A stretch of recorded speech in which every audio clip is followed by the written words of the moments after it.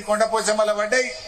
మన పెద్దవాగులు పోసి చెక్ డ్యాములు నింపినాం, ఇటు మందపల్లి వాగు చెక్ డ్యాములు నింపినాం, అటు చెరువులు నింపినాం. 2020 సంవత్సరంలో ఎండాకాలంలో కూడా నంగునూరులో చెరువులు మొత్తంలో దుంకినాయి. కూడెల్లి వాగులు పోయినాయి, హల్దీ వాగులు పోయినాయి. దాంతో గాలిలో తేమ శాతం పెరిగింది. తేమ శాతం పెరిగినాక అప్పుడు మళ్ళీ పిలిచిన వాళ్ళని 2021 సంవత్సరంలో IIOPR సంస్థ, Indian institute of oil palm research centre, ఢిల్లీకి వెళ్ళి పిలిస్తే వచ్చి 2021లో చూసి బరాబర్ వంటది సార్, ఇప్పుడు పెట్టు సార్ అన్నాడు వాడు.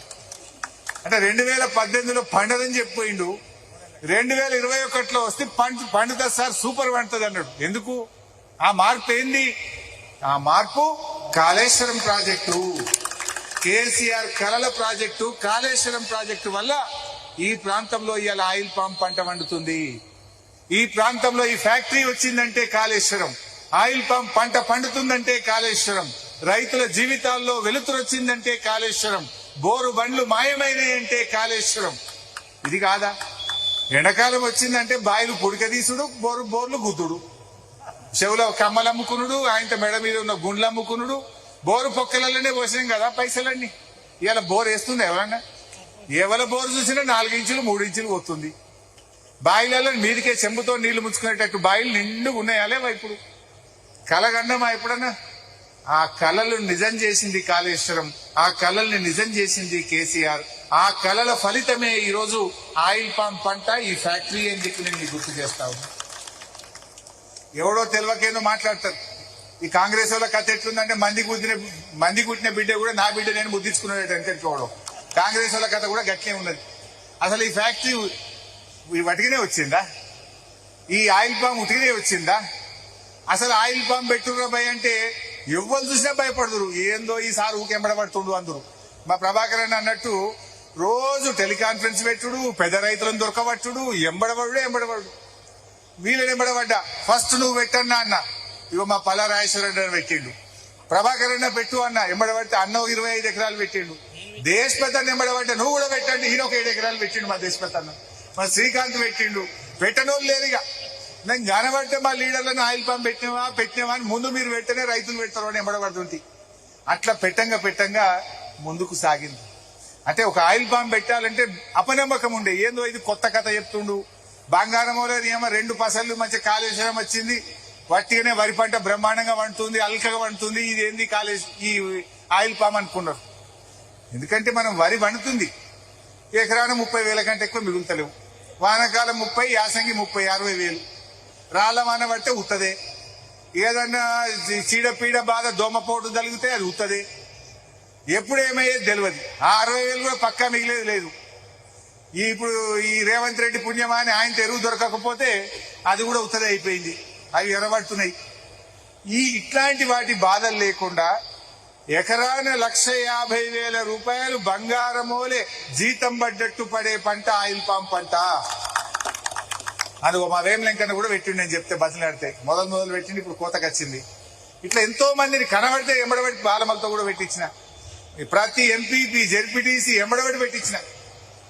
ఇవాళ నాకు గుర్తు, మొట్టమొదటి మొక్క ఎప్పుడు పెట్టినా అంటే 2022 జూన్ 5వ తారీఖు నాడు ఇదే నంగునూరు మండలంలో రామచంద్రాపూర్ గ్రామంలో మడుపు ఎల్లారెడ్డి అనేటువంటి రైతు పొలంలో మొదటి మొక్క పెట్టిన. ఈయనే ఉన్నాడు మా ఇల్లవాడే. ఈ ఎల్లన్న పొలంలో ఫస్ట్ మొక్క పెట్టిన. కమలాదేవి కదా, కమలాదేవి వదిన కమలాదేవి, తను ఎల్లన్న, ఇద్దరి పొలంలో పెట్టిన అన్నాడు ఫస్ట్ మొక్క. జూన్ 5, 2022 మొదటి మొక్క పోయి ఎల్లన్న నువ్వు పెట్టు, నా జిమ్మెదారు అన్న. పెట్టిండు. ఎల్లన్న పొలంలో పోయి నేనే మొక్క పెట్టినా. ఎల్లన్న పెట్టింది 2 ఎకరాలు, కానీ ఇప్పుడు బ్రహ్మాండమైన పంట వెళ్తుంది. ఎంతనే? 5 ఎకరాలు. ఎంత వచ్చినాయి?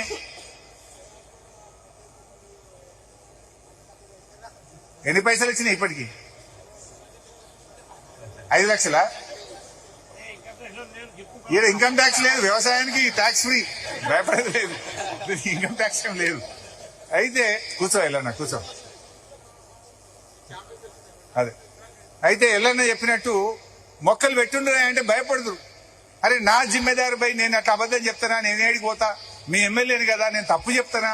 తప్పు చెప్తే రేపు నీ దగ్గర రాగలుగుతానా, నాకు ముఖం చెల్తుందా అని ఇట్లా బతిలాడి ఒక్కొక్క ఎకరం ఒక్కొక్క రైతుతో మాట్లాడి పంట పెట్టించినాం. బతిలాడంగా 8 ఎకరాలు పెట్టిండు హరీష్ రావు సాబ్. అప్పుడు నువ్వు చెప్తే ఏమో అనుకున్నా కానీ పంట బాగా వండింది. ఆ మామిడి తోట జర ముసళ్ళు అయిపోయింది, 30 ఏళ్ళు అయింది, కొట్టేసిన ఇంకా 10 ఎకరాలు పెడుతున్నా ఆయిల్ పామ్ అంటుండు. 8 సోపతికి ఇంకా 10 పెడుతున్నా అంటుండు. అంటే ఇప్పుడు నేను అడగవలసిన అవసరం లేదు. మన అక్కనపల్లిలో మా నాగేందర్ అప్పుడు బతిలాటో 5 ఎకరాలు పెట్టిండు. ఇప్పుడు పంట చేతికి వచ్చింది, మజా దొరికింది, మళ్ళీ 5 ఎకరాలు తలిగించిండు. ఇక ఆయన వరి తీసి పారేసిండు, మొత్తం మళ్ళీ 5 ఎకరాలు తలిగించిండు.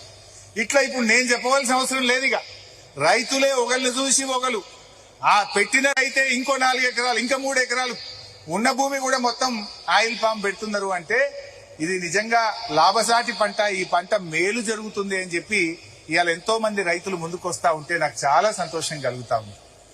అయితే ఇలా సందెట్లో సడేమియా అన్నట్టు మొక్క పెట్టింది మనము, రిసెర్చ్ చేపించింది మనము, ఫ్యాక్టరీ మంజూరు చేపించింది మనము, జేబులో కత్తెర పెట్టుకుని తిరుగుతున్నారు ఇక కాంగ్రెస్ వాళ్ళు.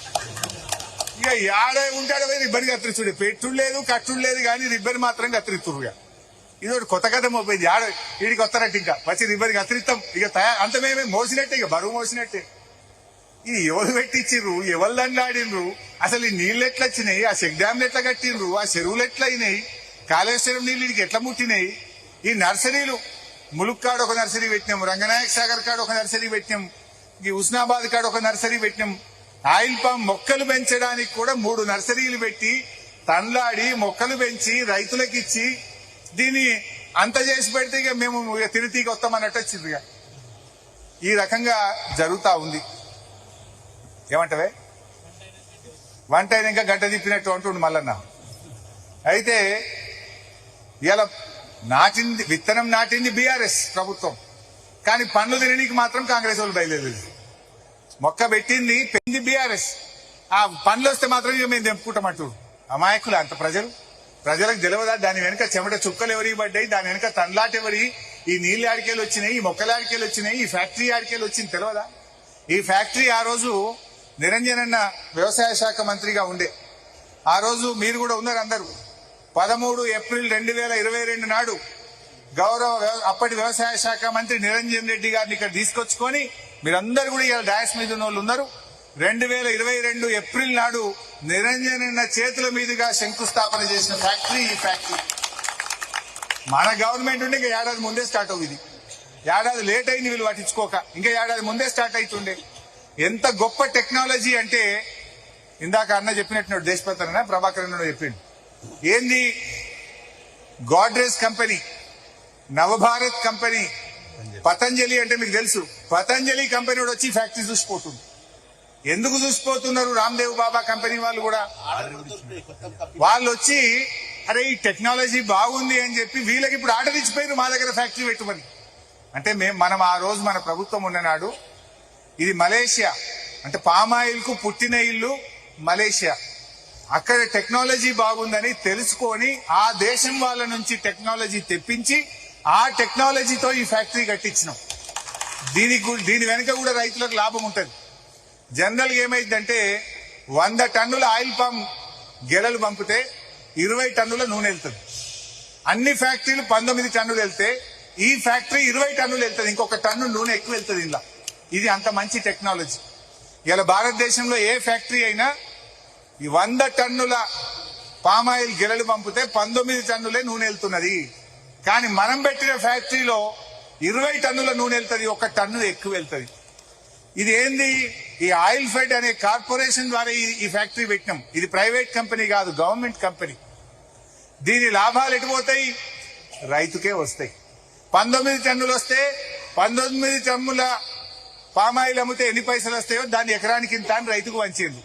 20 టన్నులు వచ్చింది అనుకో, 1 టన్ను ఎక్కువ వస్తే ఆ టన్ను పైసలు కూడా రైతుకే చెందుతాయి, రైతుకు ఆదాయం పెరుగుతుంది, ధర పెరుగుతుంది అనేటువంటి ఆలోచనతో ముందు చూపుతో ఈ టెక్నాలజీతో ఈ ఫ్యాక్టరీ పెట్టాం. ఆ రోజు దాదాపు 3,000 రూపాయలు ఎక్కువ వస్తాయి, 2 నుంచి 3,000 1 టన్నుకు ఎక్కువ వస్తుంది రైతుకు. అందుకోసం ఈ టెక్నాలజీ వాడినాం. ఈ టెక్నాలజీ సూపర్ హిట్ అయి పతంజలి వాడు, గోద్రేజ్ వాడు, నవభారత్ వాడు వచ్చి ఈ నర్మెటా ఫ్యాక్టరీని చూసిపోతున్నారు. కాంగ్రెస్ వాళ్ళ మొదట్లో నర్మెటా ఫ్యాక్టరీ అంటే ఇది సిద్దిపేట నరమెటనా జనగామ నరమెటనా అనుకున్నారట మీటింగ్ లా. వారికి ఏ నరమెటనో తెలియదు కానీ ఇప్పుడు రిబ్బన్ కత్తిరిస్తాను జేబులో కత్తెర పెట్టుకుని బయలుదేరిండు. ఇగో గిట్లా ఉన్నది కథ. సో ఇంత గొప్ప ప్రయత్నం తన్లాట దీని వెనుక ఉన్నది. నిజానికి చాలా సంతోషం. ఈరోజు మనం మన రైతులకు ఒక మంచి పని చేసినాం. అది దేశపతన గుర్తు చేస్తున్నాడు. వాస్తవానికి మన కేసీఆర్ ఆలోచన ఏముందంటే ప్రతి జిల్లాకు ఇటువంటి ఒక ఫ్యాక్టరీ పెట్టాలి. మహబూబ్ నగర్ లో ఒకటి, నల్లగొండలో ఒకటి, నాగర్ కర్నూలులో ఒకటి, ఇట్లా రంగారెడ్డిలో ఒకటి, ప్రతి జిల్లాకు ఒక ఆయిల్ పామ్ ఫ్యాక్టరీ పెట్టాలనేది కేసీఆర్ కళ. ల్యాండ్స్ అలకేట్ చేసిండు. 10 లక్షల ఎకరాల్లో ఆయిల్ పామ్ సాగు చేయాలని ప్రణాళికలు సిద్ధం చేసిండు. నర్సరీలు జిల్లాకు పెట్టించిండు. కానీ ఈ గవర్నమెంట్ వచ్చినాక అది పట్టించుకోక జర మెత్తబడ్డది. మళ్ళా వస్తుంది జిల్లాకోటి అవుతుంది ఈ ఫ్యాక్టరీ. ఇది సిద్దిపేటకి ప్రారంభం అంతే. సో మనం జర స్పీడ్ గా దండలాడినాం కనుక బయటపడ్డది. ఈ గవర్నమెంట్ వచ్చి ఇక అది ముందుకు పోయింది కనుక ఆపలేకపోయారు. లేకపోతే అదేంది ఆ వెటనరీ కాలేజ్ ఎత్తుకపోయినట్టు దీన్ని కూడా ఎత్తుకపోదురు. ఇది అప్పటికే బారాన పని అయిపోయింది కనుక బయటపడ్డరు. ఇప్పుడు రిబ్బన్ కత్తిరిస్తే నీకు వస్తురు, ఇది ఎత్తుకపోరాదు. అయితే ఇట్లా చాలా చక్కగా అయింది. ముఖ్యంగా ఆయిల్ పామ్ తోటలు, ఈ పంట రైతును రాజు చేస్తుంది. ఇవాళ మొన్న కూడా నేను ఆయిల్ పామ్ రైతులను మళ్ళీ అశ్వరావుపేట పంపిన. మీరు ఆయిల్ పామ్ ద్వారా 1,50,000 1,30,000 సంపాదిస్తున్నారు. అంతర్ పంటగా ఆయిల్ పామ్ లో అంతర్ పంటగా మీరు కోకో పెంచండి. కోకో పెంచితే అదొక ₹1,00,000 వస్తాయి ఎకరానికి. అది కూడా పెంచండి అని చెప్తే రైతులు తయారైతున్నారు. మొన్న ఆఫీసర్స్ తో కూడా మాట్లాడినా 4 సంవత్సరాలు పూర్తయిన రైతులు ఇప్పుడు కోకో కూడా పెంచుకుంటే ఈ 1,50,000 సోపతికి ఇంకొక ₹1,00,000 అది కూడా వస్తుంది. ఎందుకంటే మీకు 56 చెట్లు పెట్టినాం ఎకరానికి. మీకు ఎండ 56 చెట్లు పెట్టినప్పుడు 16 డిగ్రీల ఎండ మాత్రమే పడుతుంది దాని మీద, భూమి మీద. కోకోకి ఏంటంటే 16 నుంచి 24 డిగ్రీల ఎండ ఉంటే కోకో పెరుగుతుంది. ఈ నీడ మొత్తం కముకపోతుంది కనుక ఆ కోకో కూడా ఇప్పుడు మీకు అనుకువగా మారుతుంది. కోకో పెంచితే ఇంకో ₹1,00,000 వస్తాయి.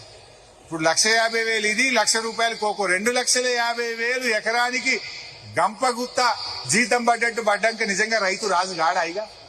ఏముంది వరిలా మక్కలా తిప్పి కొడితే 60,000-70,000 కంటే ఎక్కువ వస్తలేదు. అది కూడా అరిటాకు లెక్క, ముళ్ళు లెక్క, రాళ్లవాన పడ్డ పరిశానే, కోతులు వచ్చిన పరిశానే, పందులు వచ్చిన పరిశానే. దీనికి ఏ బాధ లేదు కదా. అందువల్ల ఇప్పుడు ఆ కోకో వైపు కూడా అడుగులేద్దాం. ఇంకా అటువైపు కూడా ముందుకు పోతే మరింత రైతులకు మేలు జరుగుతుంది అనేటువంటి ప్రయత్నం కూడా జరుగుతూ ఉంది. సో ఈరోజు ఈ ఫ్యాక్టరీ మరి స్టార్ట్ అయ్యి నిన్ననే ట్రయల్ రన్ కూడా చేసుకున్నారు. బహుశా ఇంకొక వారం 10 రోజుల్లో 15 రోజుల్లో ఫుల్ ఫ్లెజ్డ్ ఆపరేషన్ స్టార్ట్ అవుతుంది. ఈ ఫ్యాక్టరీ గొప్పతనం ఇంకోటి ఏంటంటే కాయ వచ్చిందంటే మనం దుకాణంలో పోయి నూనె ప్యాకెట్ తెచ్చుకుంటాం చూసిండ్రా, నూనె ప్యాకెట్ బయటకు వెళ్తుంది ఇళ్ళకి. కాయ ఇళ్ళకి వస్తే నూనె ప్యాకెటే బయటకు పోతుంది. ఇక ఒట్టి క్రూడ్ ఆయిల్, పామ్ క్రూడ్ ఆయిలే కాదు, రిఫైనరీ కూడా ఇందులో భాగం. రిఫైనరీ అయిన తర్వాత ప్యాకింగ్ కూడా ఇందులో భాగం. డైరెక్ట్ గా ఆ ప్యాకెట్ తీసుకుపోయి పొయ్యి మీద పెట్టి నూనె పోసుకొని వండుకునుడే. అగో అంత దూరం ఈ ఫ్యాక్టరీని ఆలోచించి పెట్టినాం. ఇలా 30 టన్నులు ఆపరేషన్స్ అయింది. భవిష్యత్తులో 120 టన్నులు ఒక గంటకు క్రష్ చేసే కెపాసిటీ కూడా ఇందులో మనం పెట్టినాం. దీనికి అవసరమయ్యే కరెంటు కూడా ఇళ్ళనే తయారవుతుంది. ఇప్పుడు ఇంట్లో ఏది కూడా ఖరాబ్ కాదు. పండు నుంచి నూనె వస్తుంది, గింజ నుంచి నూనె వస్తుంది, ఆ గెల నుంచి నూనె వస్తుంది. ఈ పండు, గెల, అదే విధంగా నట్టు, గింజ, ఇవన్నీ రుబ్బినాక వెళ్ళే పిప్పిని తీసుకుపోయి కరెంటు తయారు చేసుకుంటుంది. దీని కరెంటు ఇదే తయారు చేసుకునేది కూడా ఇందులో భాగంగా పెట్టినాం. ఇంత చక్కగా వచ్చింది. ఈ లాస్ట్ కు ఆ గింజ నుంచి వెళ్లే కేకు పాడి పశువులు తినడానికి దానిలో కలుపుకుంటే పాలు కూడా ఎక్కువ ఇస్తాయట. ఒక గన్ని లాభాలు ఉన్నాయి దీనివల్ల. నిజానికి ఫ్యాక్టరీ నడవాలంటే కూడా నీళ్లు బాగా కావాలి. కాళేశ్వరం ఉంది కనుక కాళేశ్వరం కాలువ దీని పక్కకెళ్ళి పోతుంది కనుక ఈడ 4 కోట్ల లీటర్ల ట్యాంకు కప్పుకొని కాళేశ్వరం నీళ్ళని నింపి పెట్టుకుంటారు కానీ ఈ ఫ్యాక్టరీ నడుస్తుంది. నీళ్లు లేకపోతే ఫ్యాక్టరీ రాదు. నీళ్లు లేకపోతే ఆయిల్ పామ్ సాగు కాదు. తేమ లేకపోతే ఆయిల్ పామ్ రాదు. అంటే ఫ్యాక్టరీ వచ్చినా ఆయిల్ పామ్ వచ్చినా ఇదంతా పుణ్యం కాళేశ్వరం, కేసీఆర్. అది మర్చిపోవద్దు. చాలా మంది తెలియక మాట్లాడుతారు. వాడెవడో కాళేశ్వరం కూలింది అంటాడు. వాడికి వాడు కళ్ళు ఉంటే వచ్చి రంగనాయక సాగర్ లో చూస్తేనో మా నరమెట కాలువ చూస్తే కూలిందా పండిందా కాళేశ్వరంతో మేము బాగుపడ్డామా చెడిపోయినామా మా నరమెట రైతుల్లో మా ఖానాపూర్ రైతుల్లో నంగునూరులో అడిగితే చెప్తారు చెప్పరా. మరి వాడు ఆడ కూర్చొని మాట్లాడతాడు, సోయి లేకుండా మాట్లాడుతున్నాడు. బట్ ఇవాళ ప్రజలకు రైతులకైతే అన్ని విషయాలు కూడా చక్కగా మనకు అర్థమైతా ఉన్నాయి. ఆయిల్ పామ్ కూడా 4 నెలలు బాగా వస్తుంది. జూలై, ఆగస్ట్, సెప్టెంబర్, అక్టోబర్ ఈ 4 నెలల్లో 50% పంట వస్తుంది. 50% పంట 4 నెలలు వస్తుంది. మిగతా 8 నెలల్లో 50% వస్తుంది. ఇది సీజన్ బట్టి కూడా వస్తుంటది. ఇక కాంగ్రెస్ వాళ్ళ పాత్ర మనం పెద్ద మాట్లాడేది ఏం లేదు, కానీ కొంతమందికి 6,000 ఉంటుంది మనుషులకు. అది ఉన్నా లేకున్నా దాని విలువలేందే కదా. ఈ ఫ్యాక్టరీ నిర్మాణంలో ఆయిల్ పామ్ ఈ ప్రాంతానికి రావడంలో కాంగ్రెస్ పాత్ర 6,000 లాంటిదే. అవునా కదా? ఏమైనా ఉన్నది అందులో ఏమన్నా? 6,000 లాంటిదే. వాళ్ళ పాత్ర ఏం లేదు ఇలా, అంతకు మించి ఇంకేం లేదు. సో ఏది ఏమైనా కూడా ఈరోజు ఒక డ్రాట్ ప్రోన్ ఏరియా బోర్ వేసుకోవాలంటే దరఖాస్తు పెట్టి